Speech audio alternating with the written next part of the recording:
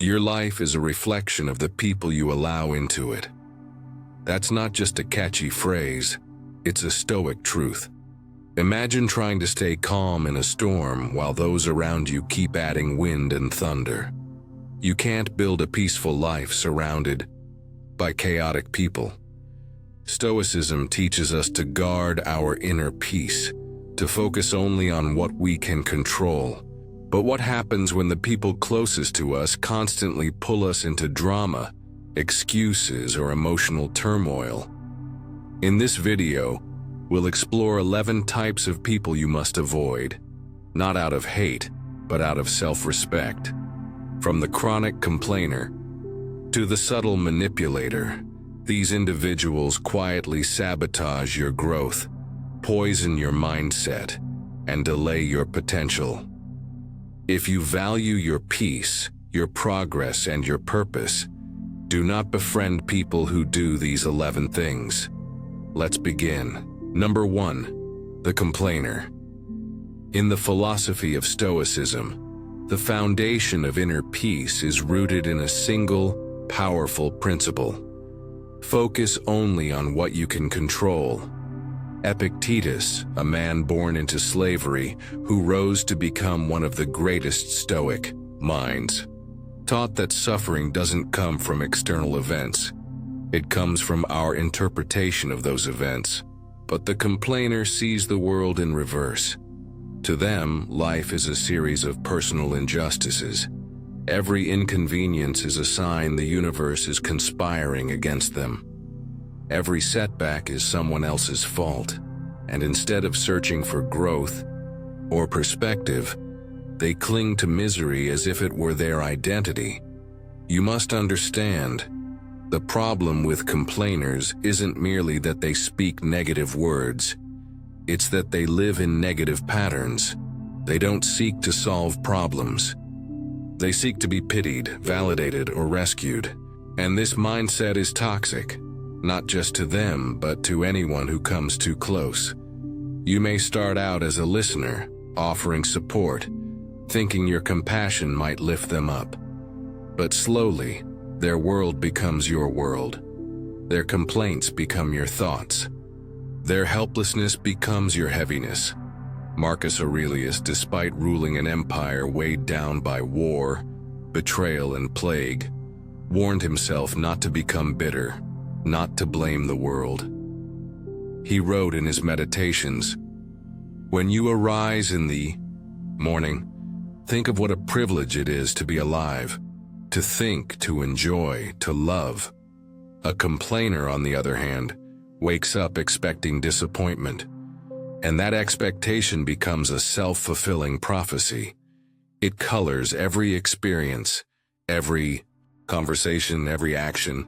Their presence darkens the room, not because they're evil, but because they've forgotten their own power. The Stoics believed that true strength lies in the discipline of thought, and thoughts are shaped by the company you keep. The more you surround yourself with people who dwell on what they lack, the more you'll begin to question what you have. The more you listen to people who feel powerless, the more you'll forget that you are not. So walk carefully.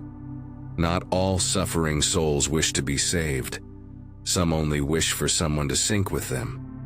You can show compassion without offering your peace as a sacrifice. And you can offer kindness without inviting chaos into your mind. A Stoic knows when to lend a hand and when to walk away. For if your goal is a steady mind and a tranquil life, then you must treat your attention like gold. Do not give it to those who squander it with endless complaints. Life is too short, and your mind is too valuable. Number 2, the excuse maker.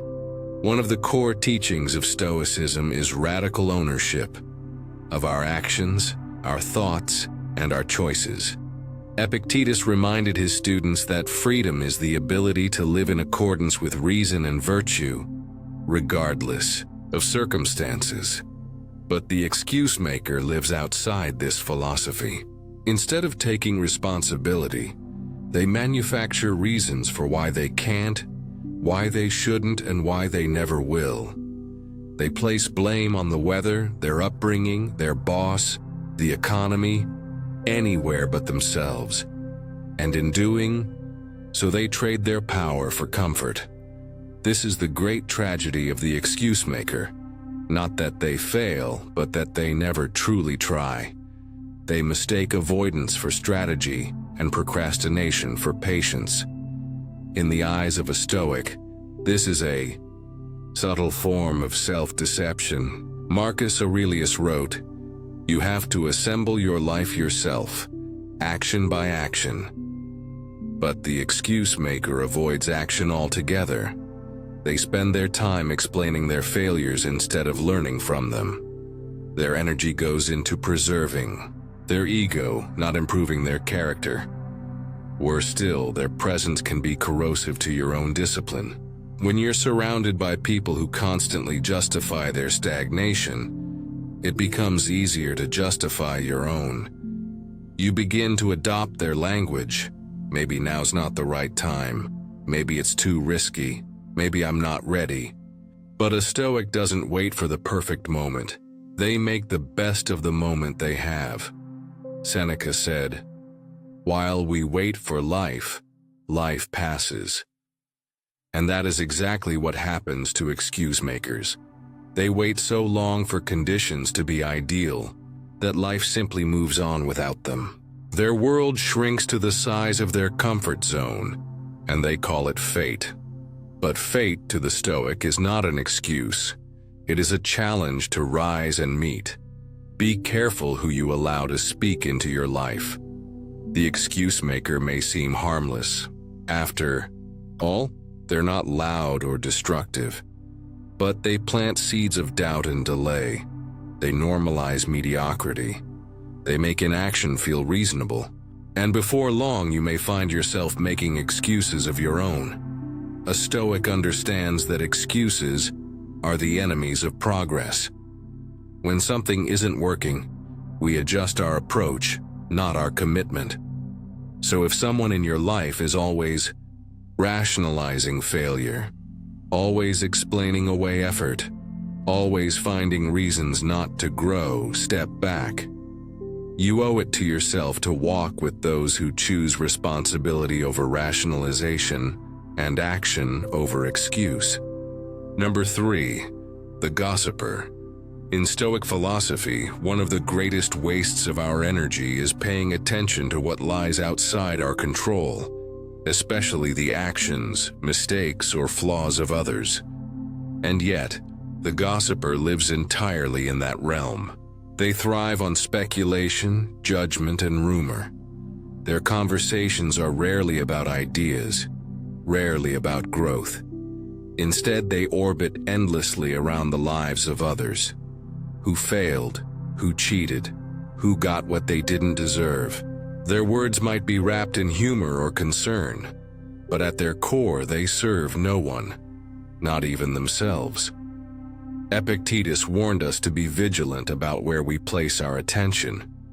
He said, "If you want to improve, be content to be thought foolish and stupid." Why? Because focusing on your own improvement often means being silent where others speak too much, especially about things that do not concern you. The gossiper, however, is addicted to distraction. They deflect attention away from their own shortcomings by dissecting the lives of others. Their gossip is not harmless. It is a smokescreen, a way to avoid inner work. But here's the real danger. Gossip is rarely just background noise. It shapes your inner world. When you entertain it, you begin to judge more and reflect less. You start comparing instead of cultivating. Gossip trains your mind to search for flaws in others rather than potential within yourself. It rewards cynicism and weakens discipline. Seneca wrote, "Associate with people who are likely to improve you. Welcome those whom you are capable of improving." A gossiper does neither. They do not sharpen your thinking. They do not challenge you to rise. They invite you instead to stand still, mentally, emotionally, and ethically. And while you may think you're just listening, not participating, understand this. Attention is endorsement. Time is affirmation. Even worse, those who gossip to you will inevitably gossip about you. Stoicism teaches integrity not just in thought, but in association. If you walk with those who trivialize other people's lives, you will slowly begin to trivialize your own. If you're not careful, their judgment will become your lens, and your character will be quietly eroded. A Stoic seeks depth, not drama. Substance, not scandal. We're called to live deliberately, not to observe idly from the sidelines of someone else's misfortune. So if you value your clarity of mind, your discipline of speech, and your moral character, do not befriend the gossiper. Let them speak elsewhere. Your time is too sacred to be filled with noise. Number 4. The envious one. Envy is one of the most corrosive emotions in human nature, and one of the most silently destructive. While anger burns loudly, envy festers quietly, and the envious one wears a smile that often hides resentment. They may pretend to cheer for your progress, but inside, your growth unsettles them. Your discipline, your success, your peace, they don't inspire admiration. They provoke comparison, and comparison to the envious feels like a personal attack. The Stoics were clear about this. Another person's fortune is not your misfortune. Marcus Aurelius reminded himself, the happiness of your life depends upon the quality of your thoughts. The envious one cannot grasp this. Their thoughts are poisoned by scarcity, by the belief that if you rise, they must fall, that if you succeed, they must lose. But this is an illusion. Life is not a competition in virtue, in wisdom, in inner peace. The only race that matters is the one within yourself. The envious one, however, operates in shadows. They may never say it directly, but you'll feel it. The subtle disapproval when you accomplish something, the sarcasm when you share a win, the silence when you need support. Their energy is not confrontational, it's draining. And if you're not vigilant, you may begin to shrink yourself just to make them feel more comfortable. You may dim your own light to soothe their discomfort. But Stoicism demands the opposite. It teaches us not to bend to the emotions of others, especially when those emotions are rooted in vice. Seneca said, "No man is crushed by misfortune unless he has first been deceived by prosperity." The envious one has been deceived, not by prosperity itself, but by the illusion that another's success diminishes their worth. They measure life in shadows and comparisons, instead of progress and virtue. But here's the danger. Their mindset is contagious. If you spend enough time with envious people, you start to view your own life through the same narrow lens. You begin to feel guilt for growth, hesitation for success, and fear for standing out. And soon, your self-mastery gives way to self-censorship. Stoic must guard the inner citadel, not just from external chaos, but from the influence of those who quietly resent your strength. You cannot build your character while walking on eggshells around those threatened by it. Wish them well, but walk away. Envy is not a flaw to fix in others. It is a signal for you to protect your peace. Number 5, the hot-tempered. In the Stoic worldview, anger is not a sign of strength. It is a signal of weakness, an uncontrolled impulse that hijacks reason and destroys peace. Seneca, who wrote an entire essay titled On Anger, described, It has a temporary madness. He warned that a man in the grip of anger is no longer in command of himself. And that is what makes the hot-tempered so dangerous, not just to themselves, but to everyone around them. This person explodes at the smallest slight. They rage at traffic, snap at servers, shout in arguments, and see disrespect in every disagreement. Their world is always on fire, and they invite you to burn with them. But as a Stoic, you must ask, what good is a friendship where you must walk on eggshells? What value is there in a connection that steals your peace and replaces it with fear or tension? Marcus Aurelius, a man burdened with leading an empire through war and plague, trained himself to stay composed in the face of insult and adversity. He wrote, "The best revenge is not to be like your enemy." The hot-tempered person, however, becomes the very chaos they claim to hate. Their emotions are unchecked, their reactions are disproportionate, and their presence turns ordinary.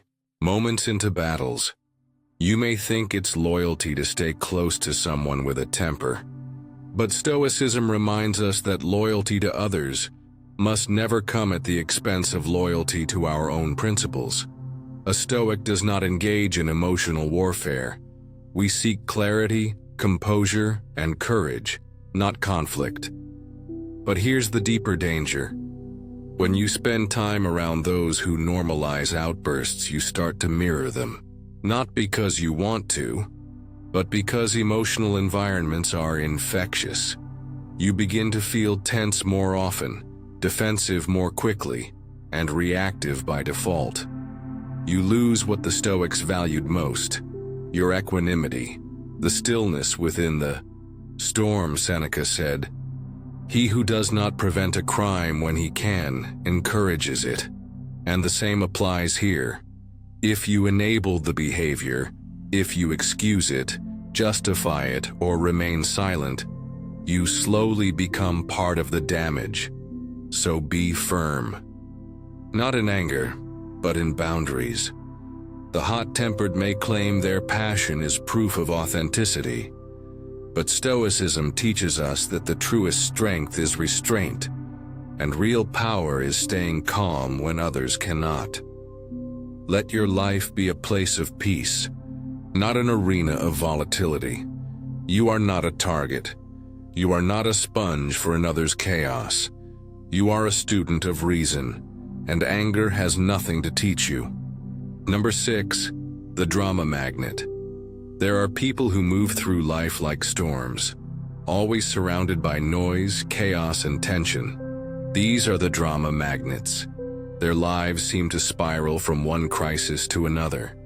But if you look closely, you'll notice a pattern. The chaos doesn't follow them by accident. They summon it, they need it. In the silence of peace, they feel irrelevant. But in the middle of drama, they feel alive. To the Stoic, this is the exact opposite of the ideal life. Marcus Aurelius urged himself to be like the rock that the waves keep crashing over. The drama magnet, however, chooses to be the wave. They carry instability with them, and worse, they bring it to you. Every situation is urgent. Every comment is an attack. Every small disagreement becomes a saga. These people are not interested in resolving problems. They are interested in having problems because it gives them something to talk about, something to react to, something to blame. Seneca taught that tranquility is not the absence of activity, but the absence of disturbance. But the drama magnet is always disturbed by what someone said, what someone did, what someone might be thinking. Their emotions are like fireworks, constantly going off, and they expect you to join the spectacle. But here's the danger. If you stand too close to chaos long enough, it starts to look like normal life. The Stoic path demands composure, discipline, and a focus on what you can control.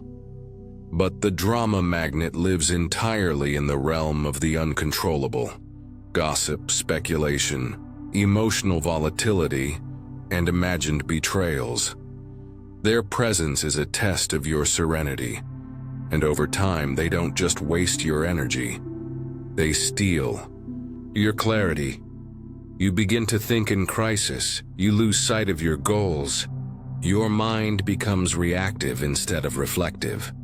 Epictetus warned, "Keep company only with people who uplift you, whose presence calls forth your best."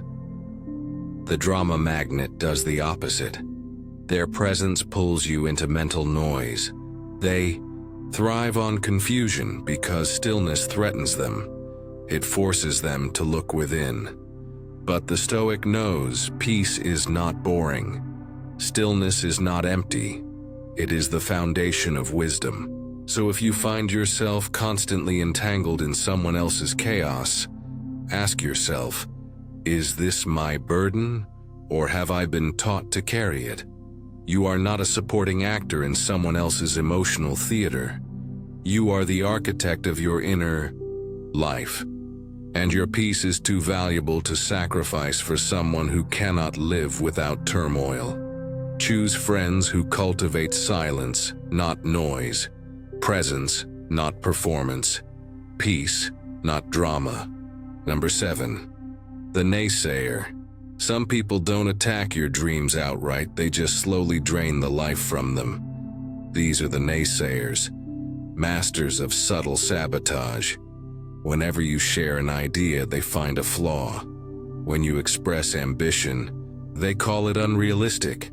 When you take a risk, they warn you of failure, not out of wisdom, but out of fear. And if you're not careful, their fear becomes your own. The Stoics taught us to walk the path of reason and virtue, not the path of popular opinion. Epictetus warned, "If you want to improve, be content to be thought foolish and stupid." The naysayer cannot tolerate that kind of courage. They live safely within convention. They mistake timidity for wisdom.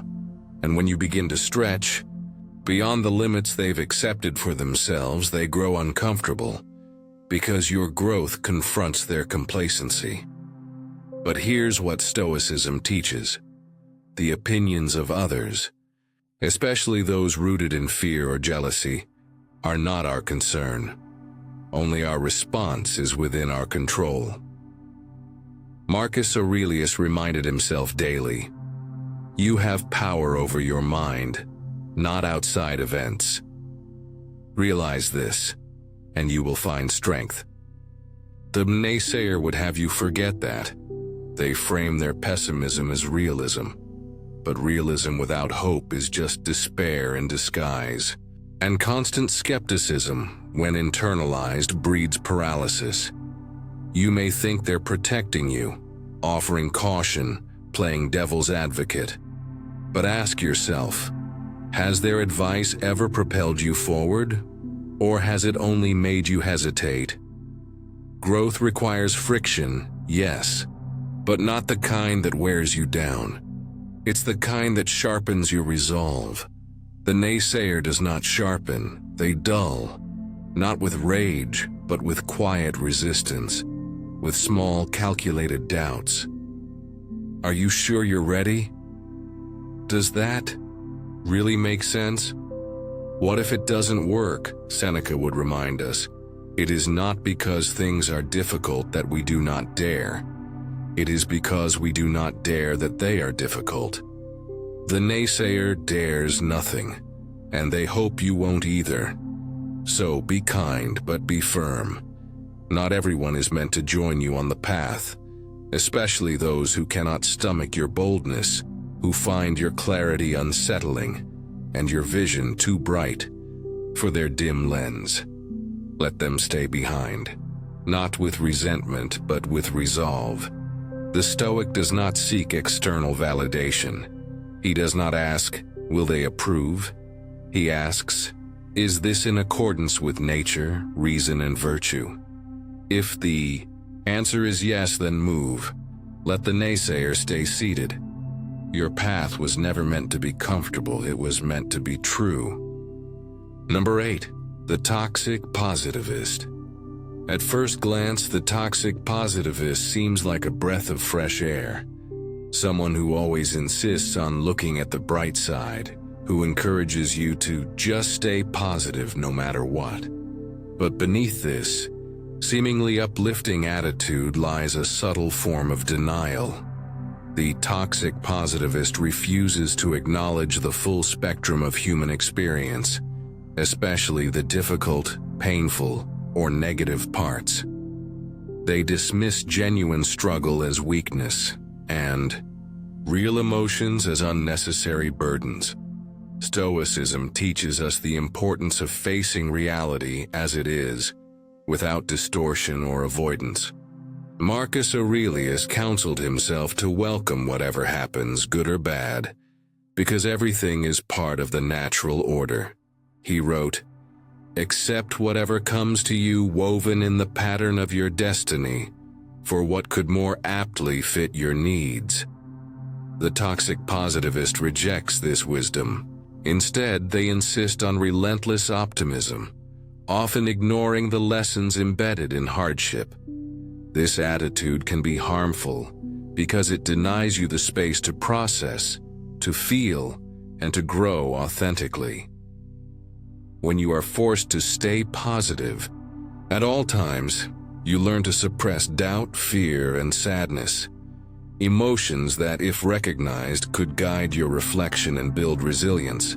The Stoics did not ask us to be emotionless, but to master our emotions by understanding their causes and accepting their presence. Epictetus said, "It's not what happens to you, but how you react to it that matters." The toxic positivist wants to dictate your reaction, stripping away your agency to authentically experience and respond to life's challenges. This is not true strength. It is a form of control dressed as kindness. Moreover, this kind of forced positivity often invalidates your experience, making you feel isolated or guilty for feeling anything negative. It discourages honest conversation and reflection, essential tools for growth and wisdom. Real positivity, the kind Stoicism encourages, is grounded in acceptance, reason, and action, not denial. If you want to cultivate true tranquility, avoid those who insist on pretending pain doesn't exist. Walk with those who accept reality fully, who recognize that embracing life's difficulties is the path to inner strength. In the end, peace comes not from ignoring shadows, but from learning to walk through them. Number 9. The victim. The victim lives in a world where everything happens to them. External forces are always to blame: circumstances, other people, fate. They relinquish their power by handing control to whatever they perceive as unfair. This mindset is dangerous because it creates a barrier between them and the fundamental Stoic truth. Your power lies within your own mind. Epictetus taught that we cannot control events themselves, but we have absolute control over our judgments and reactions. He said, "It's not things that upset us, but our opinions about things." The victim refuses to accept this responsibility. Instead, they drown in resentment, bitterness, and a persistent sense of helplessness. This attitude is toxic not only to their own growth, but to everyone around them. It saps energy and spreads a narrative of powerlessness, making it difficult for others to be truly supportive. The victim's worldview closes doors rather than opening possibilities. They become trapped in a cycle of blame and stagnation. Seneca reminds us, we suffer more often in imagination than in reality. The victim suffers through stories they tell themselves, stories that undermine their freedom and peace. But Stoicism calls for radical ownership, acceptance of what is within your control, and courage to act accordingly. If you surround yourself with victims, you risk losing sight of your own agency. You may begin to adopt their limiting beliefs, to question your ability to shape your life. Yet the Stoic knows, no external circumstance can force you into despair unless you let it. Choose instead to walk with those who recognize the power within, those who face hardship not as helpless sufferers but as resilient actors. You cannot save a victim from their mindset, but you can protect your own. Number 10. The Time Vampire. Time is the most precious and irreplaceable resource we possess. Seneca, one of Stoicism's greatest voices, warned us with unwavering clarity. It is not that we have a short time to live, but that we waste much of it. Time wasted is life lost. And yet there are those who treat your time as if it were infinite, careless of the fact that once gone, it can never be reclaimed. These are the time vampires. The time vampire drains your hours with trivial demands, incessant distractions and shallow interactions that leave your mind cluttered and your spirit fatigued. They might show up as the friend who calls endlessly without purpose, the colleague who monopolizes meetings with nonsense, or the acquaintance who invites you into their endless cycles of drama and complaint. Their presence does not nourish, it depletes. And over time, this slow siphoning erodes your ability to focus, to reflect, and to act in accordance with your values. Marcus Aurelius, a man who lived under immense pressure, taught himself to cherish every moment, reminding himself, "Do not waste what remains of your life in meaningless pursuits." The Stoic life demands discipline, not only in our thoughts and actions, but in how we manage the very minutes that make up our days. If your time is frittered away on those who offer nothing but noise and distraction, your journey toward wisdom, virtue, and tranquility will stall. Moreover, the time vampire is insidious because their demands often come wrapped in social obligation or guilt. You may feel compelled to answer every call, attend every meeting, or listen endlessly, fearing rejection or confrontation. But Stoicism calls for courage, not just the courage to face external hardship, but the courage to protect what is truly yours, your attention and your time. Seneca taught that, "Associate with those who will make a better man of you." The time vampire does the opposite. They pull you away from growth, dragging you into cycles of wasted effort and mental clutter. When you allow yourself to be consumed by these drains, you are slowly but surely sabotaging your own potential. Setting boundaries is not selfish. It is an act of wisdom and self-respect. To say no to a time vampire is to say yes to your own life, your purpose, and your peace. Your time is the canvas on which you paint your legacy. Guard it fiercely, invested in people and activities that inspire, challenge, and elevate you. Remember, as Epictetus said, don't explain your philosophy. Embody it. Embody the respect for time that the Stoics held sacred. Live deliberately, waste nothing. Number 11. The Manipulator. The manipulator is perhaps the most dangerous type among those to avoid. Unlike others who may simply drain your energy or sow doubt, the manipulator actively seeks to control you, using guilt, deceit, and emotional coercion as their tools. They exploit your vulnerabilities to bend your will, often disguising their intentions under the guise of care or friendship. Stoicism teaches that our greatest power is in mastery over our own mind and actions. Epictetus declared, "No man is free who is not master of himself." The manipulator threatens this freedom by undermining your autonomy, planting seeds of self-doubt and dependency. They play on your emotions, making you question your judgment and values, until you begin to act not from reason, but from obligation or fear.